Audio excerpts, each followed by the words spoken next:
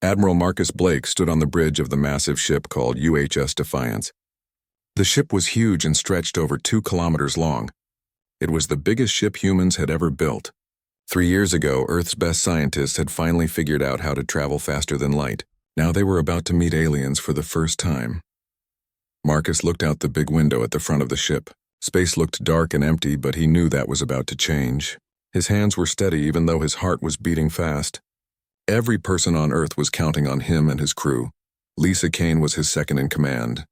She was watching the computer screens that showed what was happening around their ship. Lisa had short brown hair and sharp green eyes that missed nothing. She had been with Marcus for 5 years and he trusted her completely. "Admiral, there are 37 alien ships coming toward us," Lisa said in a calm voice. "Their technology looks much more advanced than ours." Marcus nodded. He had expected this. Earth's leaders knew that if they met aliens, the aliens would probably be more advanced. That was why they had built the Defiance with special weapons and technology that even the crew did not fully understand. Ryan Moore was down in the engine room. He was the best engineer on the ship and maybe the best engineer on Earth. Ryan was young but very smart. He understood the ship's engines better than anyone else. "Sir, the fusion reactors are working at full power." Ryan's voice came through the speaker. "The new gravitational pulse drive is working normally."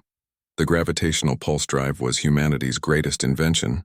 Scientists had found a broken alien ship floating in space near Pluto 20 years ago. They had spent decades studying it and learning from it. The Defiance was built using what they learned. The alien ships were getting closer.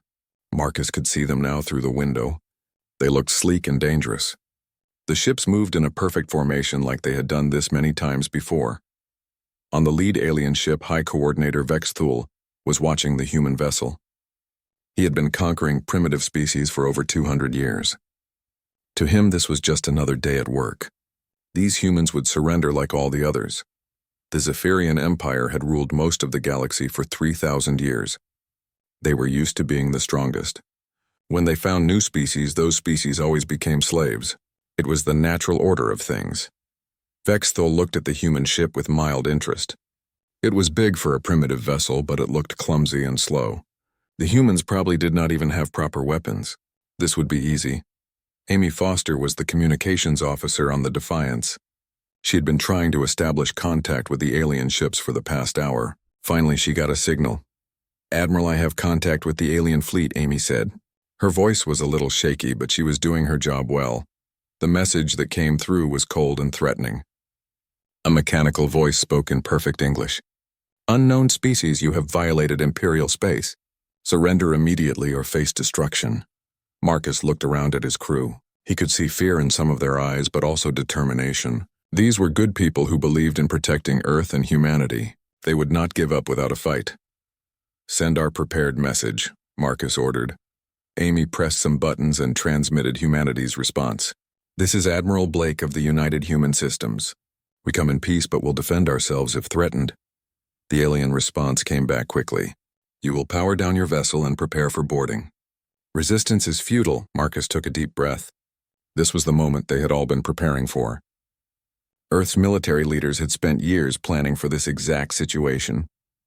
They knew the aliens would probably be hostile. They knew humanity would have to fight. "All hands prepare for battle stations," Marcus announced over the ship's communication system. Throughout the Defiance, hundreds of crew members ran to their positions. Everyone knew what they had to do. Carol Price was at the sensor station. She was young and nervous but very good at her job. "Sir, they are targeting our engines," she reported.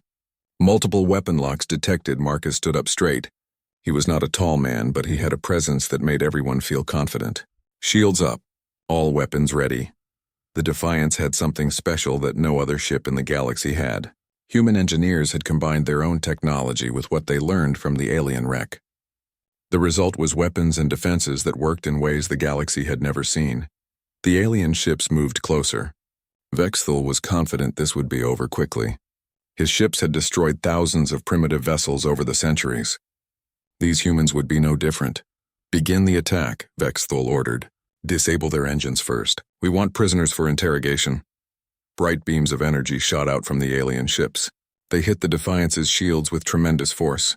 The whole ship shook from the impact. Several crew members grabbed onto their chairs to keep from falling, but the shields held. The alien weapons were designed to quickly disable primitive ships. They had never encountered shields powered by human fusion reactors running at dangerous levels. "Shields at 85%, Ryan called from the engine room. "But we are holding on." The alien flagship Vexthul stared at his displays. The primitive vessel had withstood a full squadron attack. That should have been impossible. No primitive species had ever resisted Imperial weapons before. "Increase power," Vexthul ordered. "Target their main hull," but Marcus was already moving. "Fire the pulse cannon." The Defiance's main weapon was humanity's greatest achievement.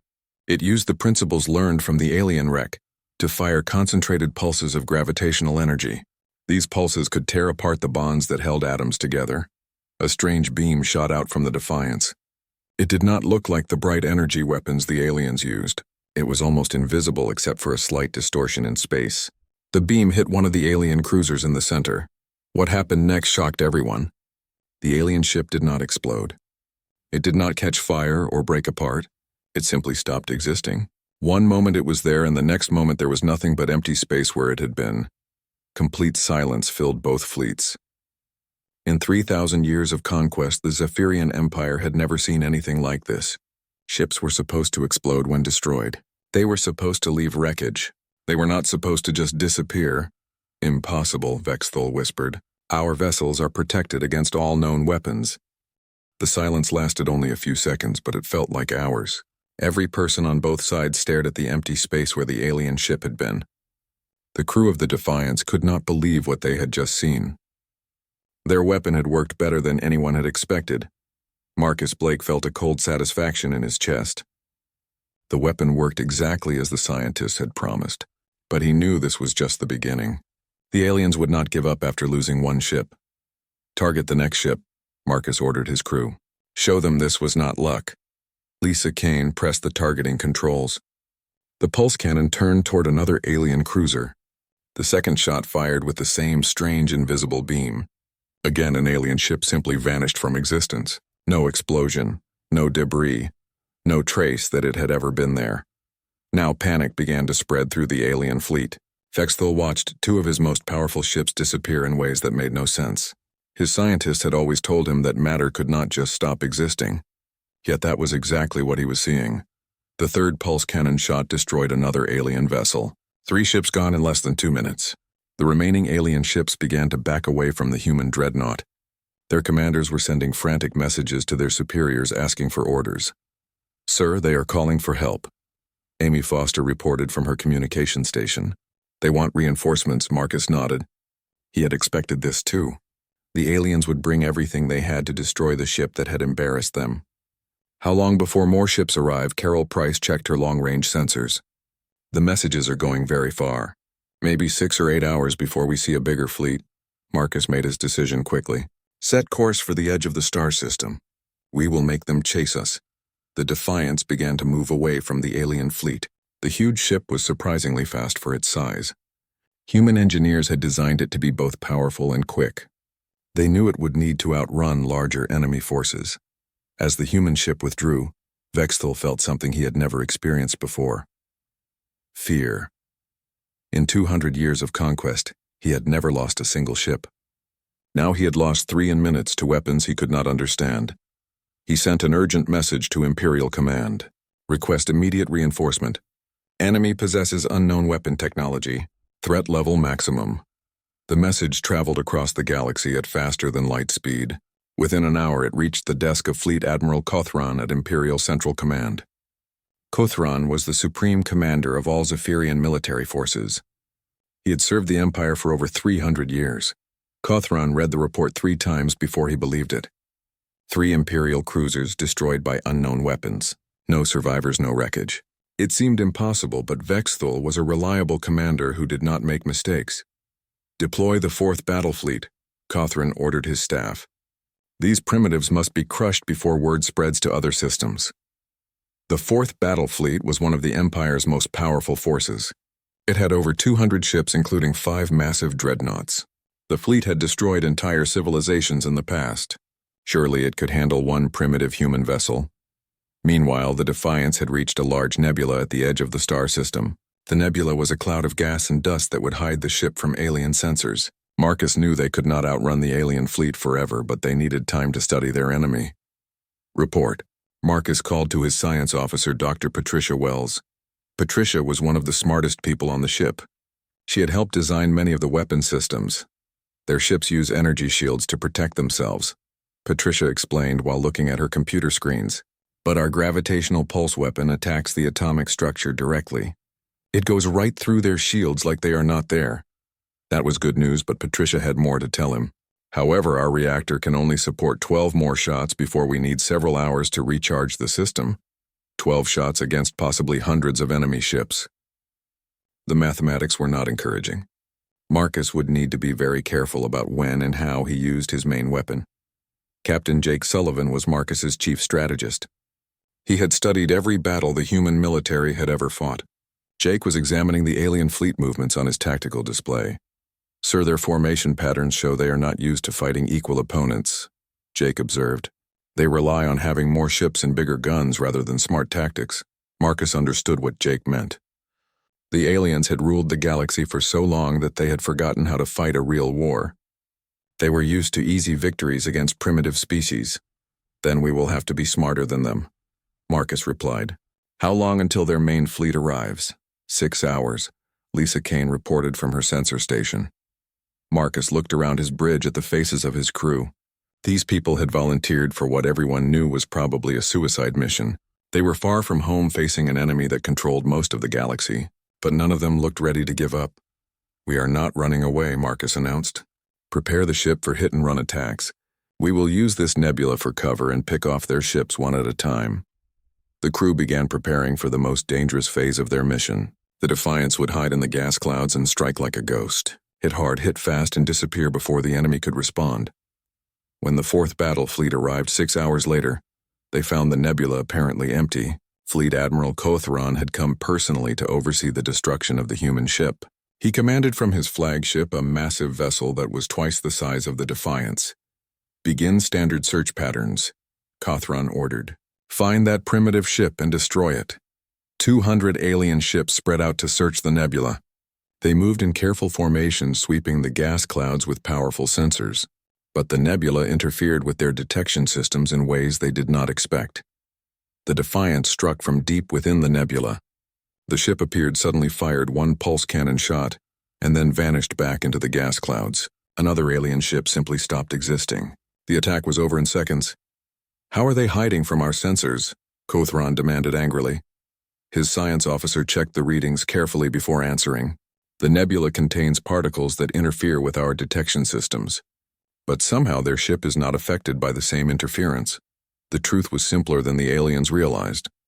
Human technology had been developed on Earth, where there was a lot of electromagnetic interference. Human sensors and computers worked fine in conditions that confused alien systems. For the next 6 hours, the Defiance played a deadly game of hide-and-seek with the alien fleet. The human ship would appear, fire one shot, and disappear again. Each attack destroyed another Imperial vessel. The aliens could not predict where the next attack would come from. After 6 hours of this deadly game, 18 more alien ships had been destroyed. The 4th battle fleet was getting smaller with each attack. But Marcus knew they could not keep this up forever. Eventually, the aliens would get lucky, or the Defiance would make a mistake. "Time to end this," Marcus decided. "All power to engines. Take us straight at their flagship." The Defiance shot out of the nebula at full speed, heading straight toward the alien flagship. Marcus Blake stood on his bridge watching the enemy ship scramble to respond. Fleet Admiral Kothron had never seen anything like this. No primitive species had ever dared to attack an Imperial flagship directly. "All ships converge on the human vessel," Kothron ordered frantically. "Destroy it immediately." Over 150 alien ships turned toward the Defiance. Energy weapons began firing from every direction. The space around the human ship lit up with deadly beams of light. But Marcus had one more surprise that the aliens did not know about. "Activate the resonance field," Marcus commanded. Dr. Patricia Wells had made an important discovery during their earlier fights. The alien ships all used the same frequency to power their shield systems. Human scientists had figured out how to copy this frequency and turn it against the aliens. The Defiance's engines began producing a special energy wave that spread outward in all directions. The wave was invisible but deadly to any alien ship that got too close.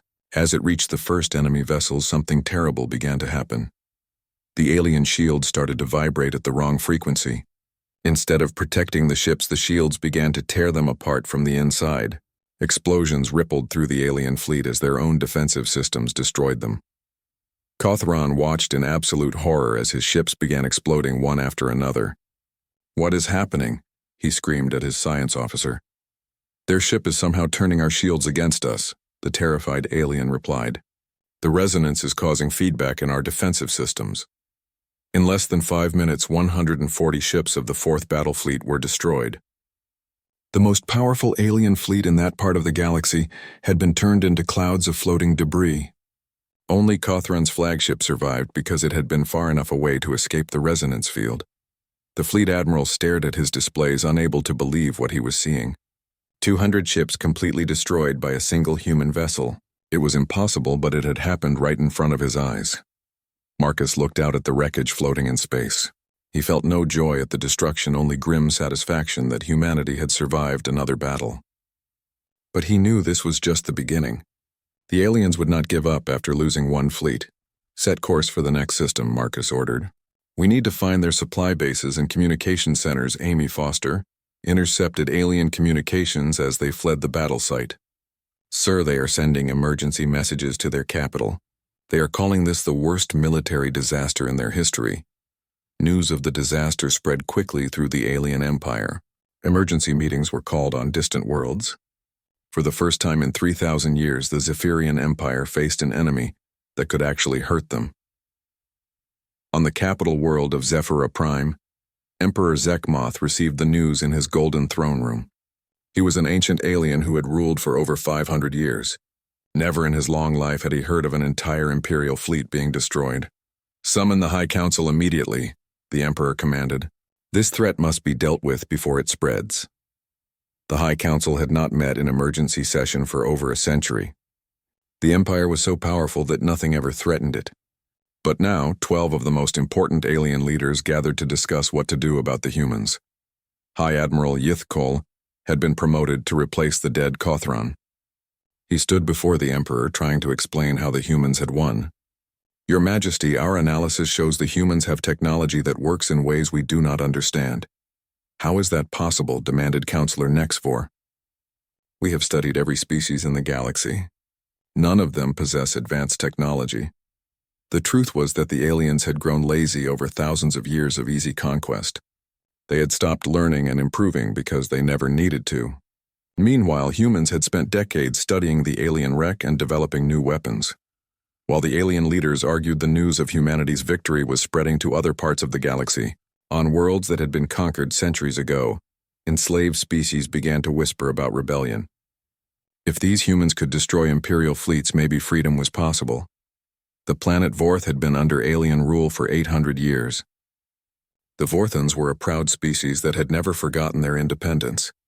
When they heard about the human victory, they began planning their own rebellion.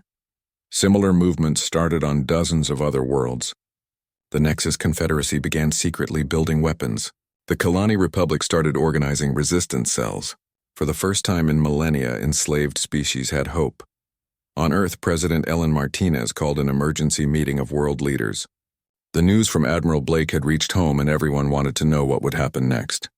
General Chris Barnes presented the military situation to the assembled leaders. "One ship held off their entire fleet," General Barnes reported. "But our intelligence suggests they will return with everything they have." Defense Secretary Rachel Torres asked the question everyone was thinking. "How long do we have before they come back?" Intelligence estimates were grim. The alien empire was mobilizing every available ship for one purpose: the complete destruction of humanity and Earth.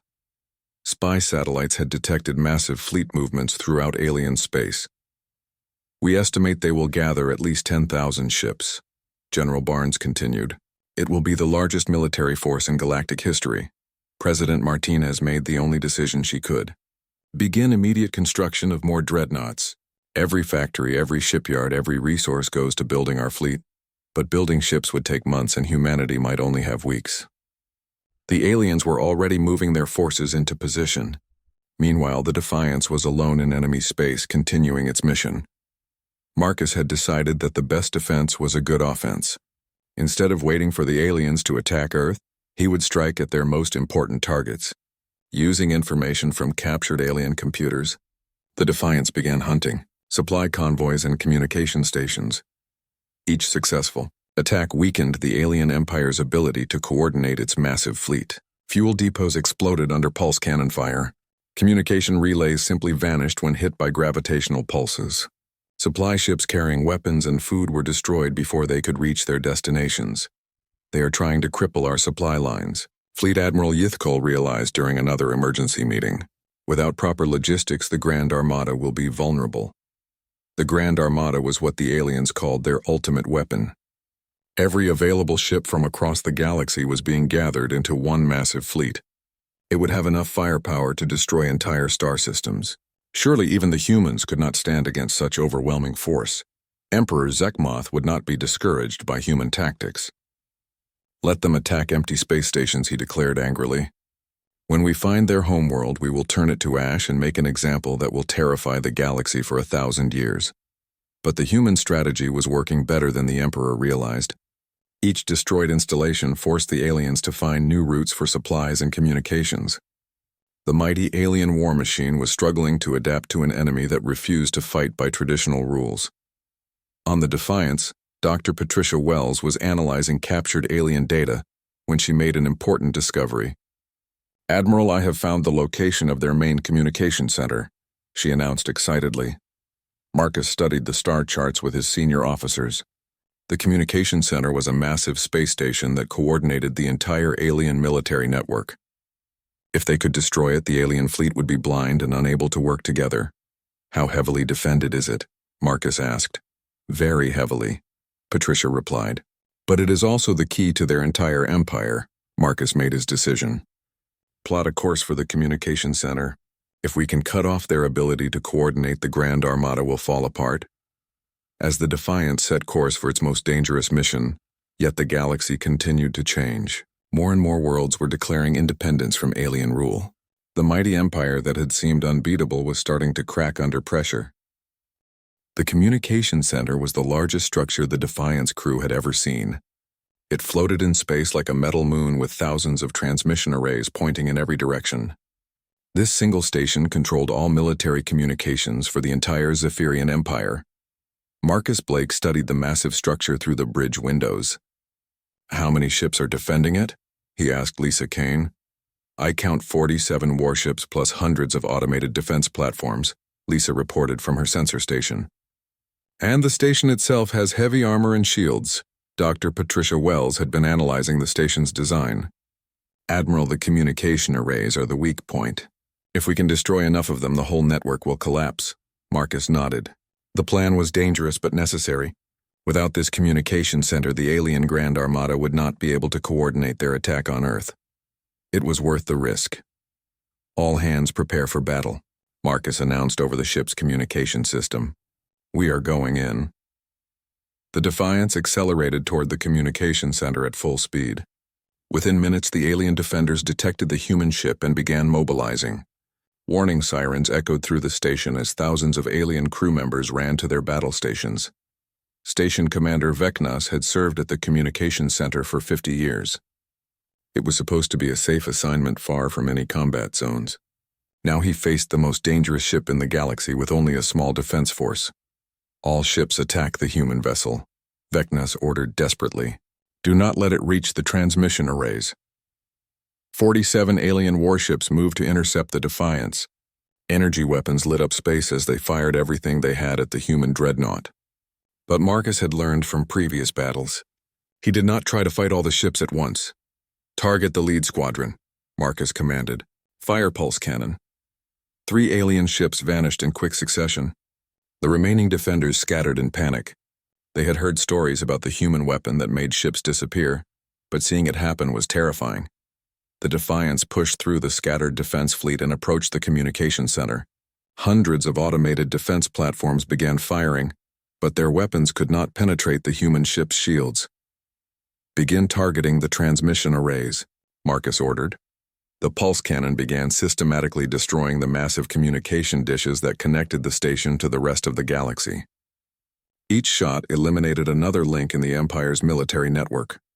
On Zephyra Prime, Emperor Zekmoth was meeting with his military commanders when the communication links began failing. Red warning lights appeared on displays throughout the Imperial Palace. "What is happening to our communications?" the Emperor demanded. High Admiral Yithkol checked the status reports with growing alarm.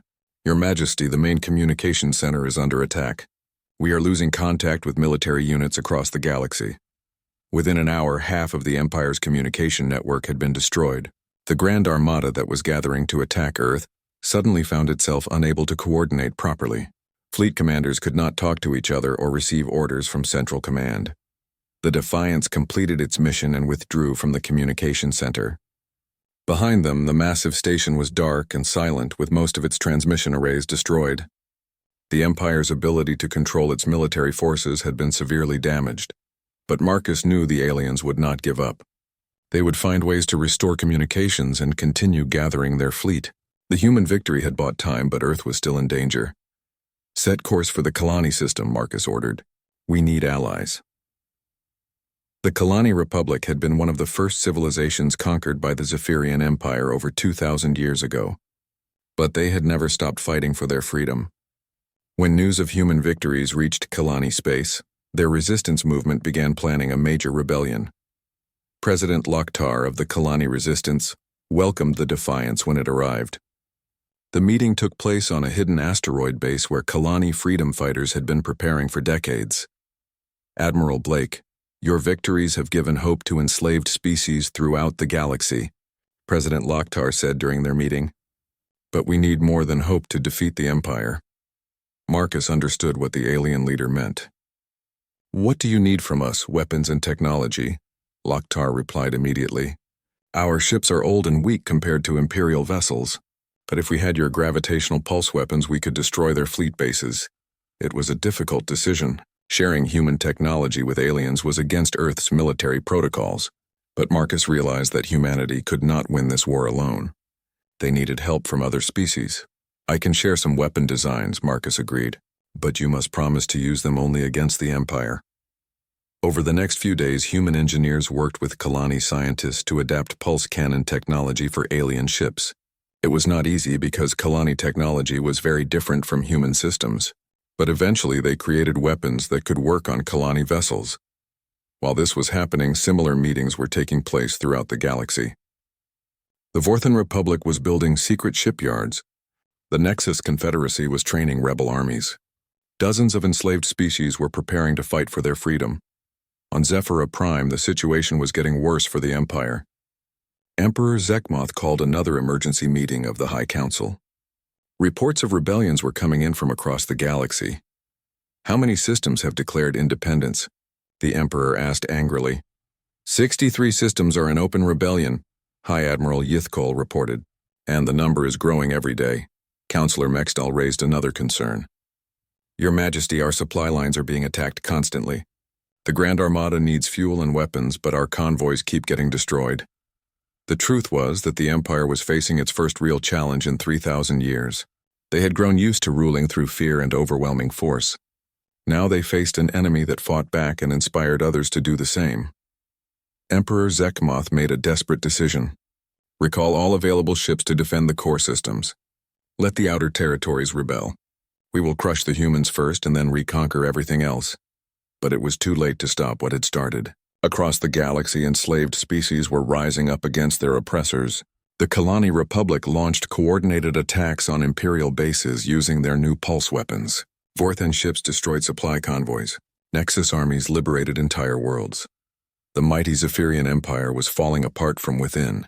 What had started as a simple first contact with humans had become a galaxy-wide revolution for freedom. On Earth, President Martinez received updates from Admiral Blake about the growing rebellion. The news was encouraging, but also frightening. If the Empire fell too quickly, it might be replaced by chaos and war between different species. "We need to be ready to help maintain peace after the Empire collapses," President Martinez told her advisors. "Humanity might become the mediator between different alien civilizations." Meanwhile, the Defiance continued its mission of striking important Imperial targets. Each successful attack weakened the Empire further and encouraged more rebellions. But Marcus knew the final battle was still coming. The Grand Armada was still gathering despite communication problems. Even damaged, the Empire had thousands of ships and they were all converging on one target: Earth. Sir long-range sensors detect a massive fleet moving toward our home system. Carol Price reported from the sensor station.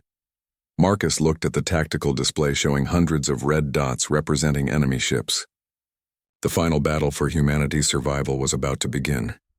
Set course for Earth, Marcus ordered. It is time to go home and face whatever comes.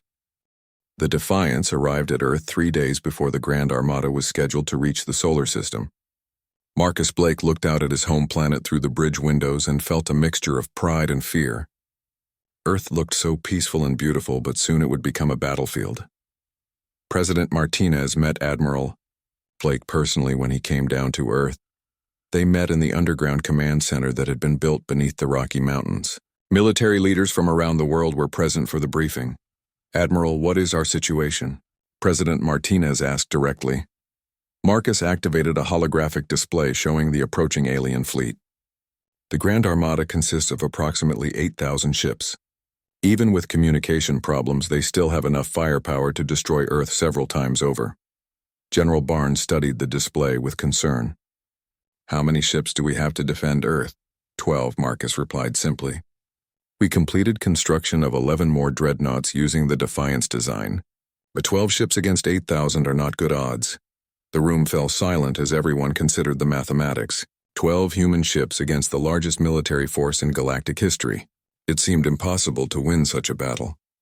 However, Marcus continued, "We are not fighting alone. The Kalani Republic is sending 300 ships with pulse weapons. The Vorthon fleet has 500 vessels. Dozens of other species are contributing what they can."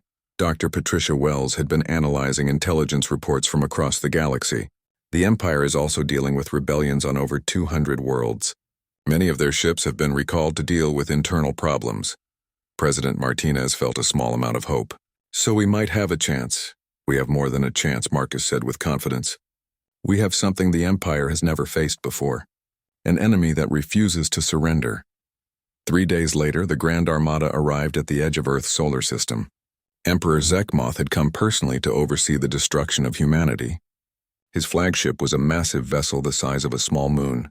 It carried enough weapons to crack planets. "Deploy the fleet in standard conquest formation," the Emperor ordered. "We will make an example of this species that will be remembered for millennia." But as the alien fleet moved toward Earth, they encountered something unexpected. Thousands of ships from dozens of different species were waiting for them. The rebellion that had started with humanity's first victory had grown into a massive alliance of free worlds. Admiral Blake stood on the bridge of the Defiance, watching the alien fleet approach. Around him, the combined fleet of humanity and its allies spread out in defensive formation. Human dreadnoughts anchored the center while alien ships protected the flanks. "All ships, this is Admiral Blake," Marcus broadcast on all frequencies. "Today we fight not just for Earth but for the freedom of every species in the galaxy. Show them what free people can do when they stand together." The battle began when the first alien ships entered the outer solar system. Long-range pulse weapons from human dreadnoughts reached out across millions of kilometers to strike the leading enemy vessels. Ships began vanishing from the alien formation before they could even return fire. Emperor Zekmoth watched in growing alarm as his advanced squadrons simply disappeared. "How are they destroying our ships at such range?" he demanded. His science advisor checked the readings carefully. "Your Majesty, their weapons appear to have much greater range than our intelligence suggested. They are picking off our lead ships before we can get close enough to fight back." The alien emperor made an angry decision. "All ships advance at maximum speed, close to point-blank range, and overwhelm them with numbers." 8,000 alien ships accelerated toward Earth in a massive wave. The space between planets filled with enemy vessels all heading toward the human homeworld. It was the largest military force ever assembled in one place. But the defending fleet was ready. Human dreadnoughts formed a battle line, while their alien allies attacked the flanks of the enemy formation. Pulse weapons reached out to destroy alien ships while energy beams fired back in response. Lisa Kane coordinated the human fleet's movements from her position on the Defiance. "All dreadnoughts focus fire on their heavy units. Ignore the small ships and target their largest vessels. The strategy worked perfectly. Human pulse weapons were most effective against large, heavily armored targets. Each shot that hit an alien dreadnought removed a significant threat from the battlefield. Within an hour, the alien fleet had lost most of its heavy ships. Meanwhile, Kalani and Vorthon vessels used hit-and-run tactics to destroy alien support ships. Their smaller vessels were faster and more maneuverable than the huge Imperial warships. They darted in, fired their weapons, and escaped before the aliens could respond. Emperor Zekmoth realized his carefully planned attack was falling apart. Half his fleet had been destroyed and the humans were still fighting strongly. "How is this possible?" he screamed at his advisors. "We have the largest fleet in galactic history." The answer was simple, but the Emperor could not accept it. The Zephyrian Empire had relied on fear and overwhelming force for so long that they had forgotten how to fight a real war. Their ships were designed to intimidate, not to win battles against determined enemies. Dr. Patricia Wells made an important discovery during the battle.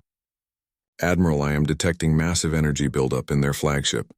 I think the Emperor is preparing some kind of superweapon."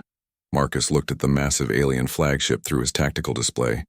If the Emperor had a planet-killing weapon, Earth was still in terrible danger. "Can we stop it?" "Only if we can get close enough to use the pulse cannon," Patricia replied. "But their flagship is protected by hundreds of escort ships." Marcus made the hardest decision of his life. "All human ships concentrate on the flagship. We have to stop that weapon even if it costs us everything."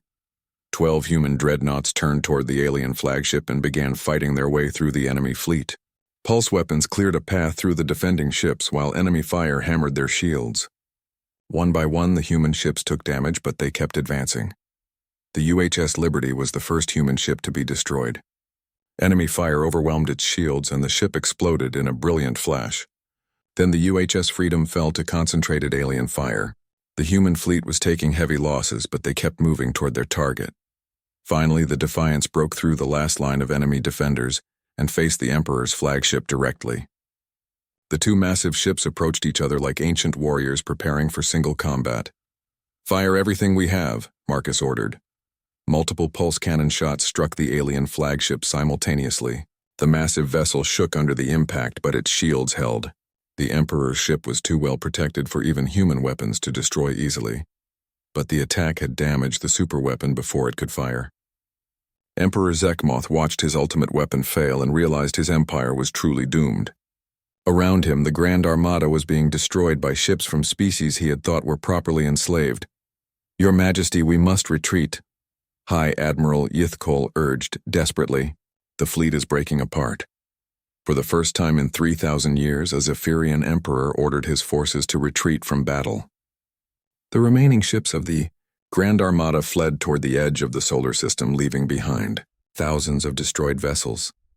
Marcus watched the alien fleet withdraw and felt exhaustion replace the adrenaline of battle. Earth was safe, but the cost had been high. 7 of the 12 human dreadnoughts had been destroyed, along with hundreds of allied ships. "Sir, we are receiving surrender offers from across the galaxy," Amy Foster reported from communications. "Dozens of Imperial systems want to join the rebellion." Within weeks, the Zephyrian Empire completely collapsed.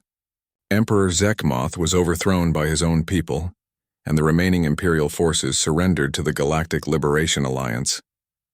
The age of oppression was over and the age of freedom had begun. Marcus Blake returned to Earth as a hero, but he knew the real victory belonged to everyone who had fought for freedom. Humanity had shown the galaxy that even the mightiest empire could fall to those brave enough to stand against tyranny. The galaxy would never be the same again, and it all started with one ship, one crew, and the unbreakable human spirit that refused to bow before any empire, no matter how powerful it claimed to be.